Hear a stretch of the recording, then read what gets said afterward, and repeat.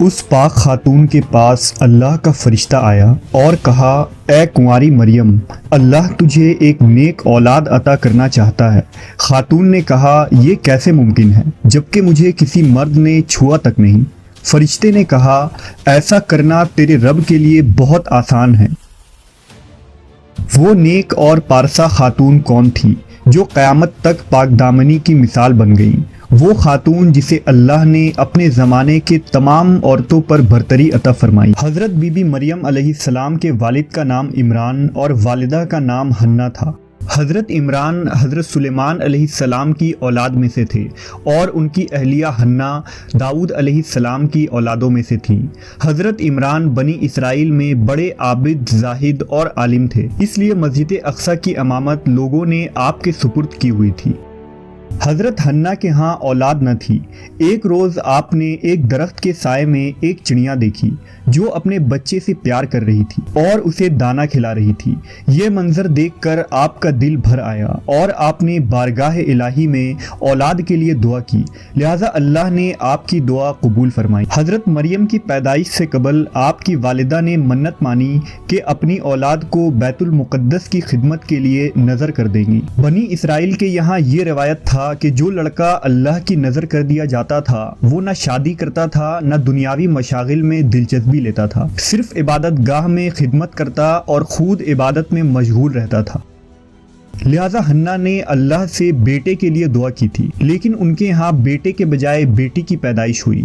حضرت حنہ نے لڑکی کا نام مریم رکھا۔ سریانی زبان میں مریم کے معنی خادم کے ہیں۔ چونکہ آپ مسجد اقصی کی خدمت کے لیے وقف کر دی گئی تھی، اس لیے یہ نام موزوں سمجھا گیا۔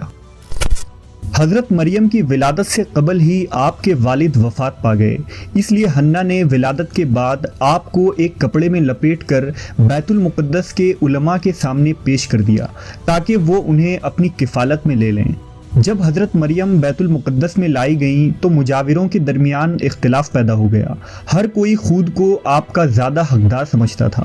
پھر یہ فیصلہ ہوا کہ مجاورین وہ قلم جن سے وہ توریت لکھتے ہیں پانی میں چھوڑ دیں۔ جس کا قلم پانی کے بہاؤ میں بہنے کے بجائے الٹا بہے گا وہ مریم کی کفالت کا حقدار ہوگا۔ اس مقابلے میں حضرت زکریا علیہ السلام بھی شامل تھے۔ ان کے قلم کو اللہ نے پانی میں بہاؤ کے الٹے طرف بہا دیا اور وہ ان کی پرورش کے حقدار ہو گئے۔ اس طرح بی بی مریم کو اللہ کی منشا کے مطابق حضرت زکریا علیہ السلام کی کفالت میں دے دیا گیا۔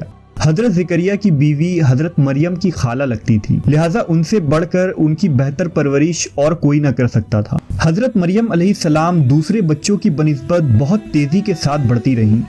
جب آپ حضرت زکریا علیہ السلام اور اپنی خالہ کے گھر پرورش پا کر کچھ بڑی ہوئیں تو بیت المقدس میں آپ کے لیے ایک کمرہ مخصوص کر دیا گیا۔ یہاں زکریا علیہ السلام کے علاوہ اور کوئی نہیں جا سکتا تھا۔ آپ دن رات اللہ کی عبادت میں مشغول رہتی۔ جب حضرت زکریا آپ کے پاس آتے تو حیران ہوتے کیونکہ آپ کے پاس بے موسمی پھل موجود ہوتے، گرمیوں کے پھل سردیوں کے موسم میں اور سردیوں کے پھل گرمیوں کے موسم میں آپ کے حجرے میں رکھے ہوتے۔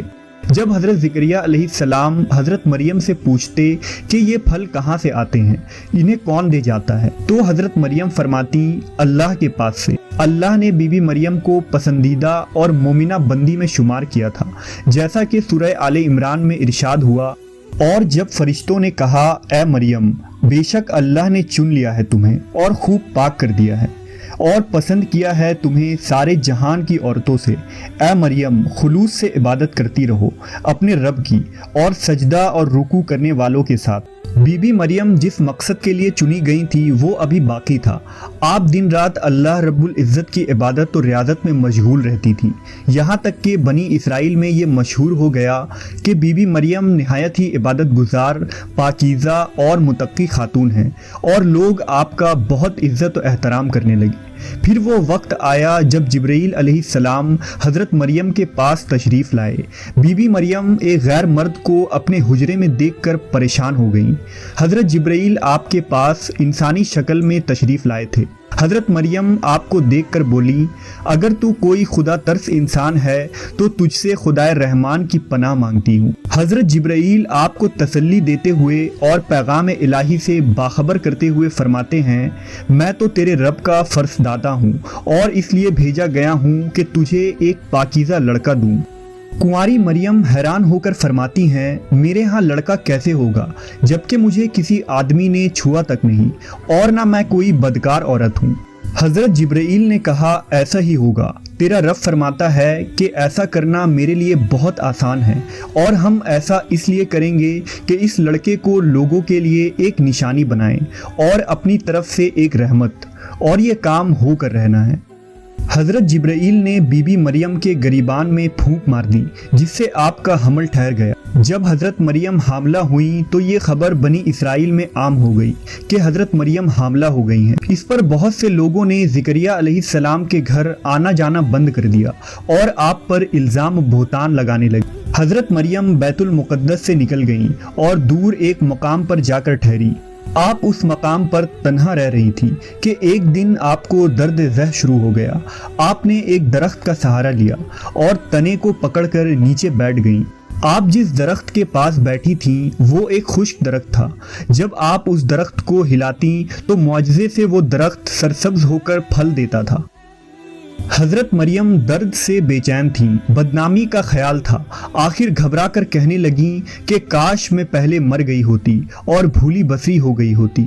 اس مشکل وقت میں اللہ نے حضرت مریم کے قدموں کے قریب ایک نہر جاری کر دی اور ندا آئی کہ پانی پیو اور کھجور کھاؤ تاکہ جسم کو تقویت پہنچے، پھر اپنی اولاد کو دیکھ کر آنکھوں کو ٹھنڈک پہنچاؤ۔ اسی عالم میں حضرت عیسیٰ علیہ السلام کی پیدائش ہو گئی۔ آپ اپنے بیٹے کو لے کر قوم کے پاس آئیں۔ قوم کے لوگ آپ کے گود میں بچہ دیکھ کر غضبناک ہو گئے اور الزام لگانا شروع کر دیا۔ ہر طرف سے لوگ تانا دے رہے تھے۔ حالت زار تنگ ہو گئی۔ تب مریم علیہ السلام نے بچے کی طرف اشارہ کرتے ہوئے کہا کہ اس بچے سے بات کر لو، تمہیں تمہارے سارے سوالات کے جواب مل جائیں گے۔ سرکش لوگوں نے کہا، بھلا یہ دودھ پیتا بچہ ہمارے سوال کا جواب کیسے دے گا؟ اچانک عیسیٰ علیہ السلام نے بولنا شروع کر دیا۔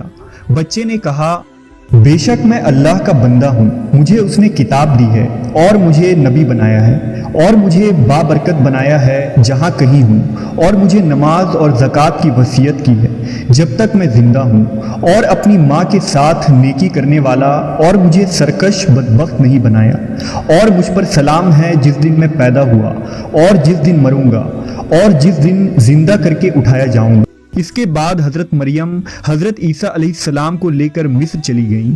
جب حضرت عیسیٰ علیہ السلام کی عمر مبارک 13 سال ہوئی تو بیت المقدس واپس آ گئیں۔ روایتوں میں حضرت مریم علیہ السلام کی تاریخ وفات 35 عیسوی اور آپ کی عمر 51 سال لکھا گیا ہے۔ اسلام کے علاوہ کیتھولک اور آرتھوڈاکس عیسائی بھی حضرت مریم علیہ السلام کو نہایت ہی عقیدت و احترام کی نگاہ سے دیکھتے ہیں، اور آپ وہ واحد خاتون ہیں جن کا نام قرآن مجید میں درج ہے اور بائبل کے پرانے عہد نامے میں بھی موجود ہے۔ حضرت عائشہ سے روایت ہے کہ نبی صلی اللہ علیہ وسلم نے فرمایا، اللہ نے مجھے خبر دی ہے کہ جنت میں میرا نکاح مریم بنت عمران، موسیٰ کی بہن کلثوم اور فرعون کی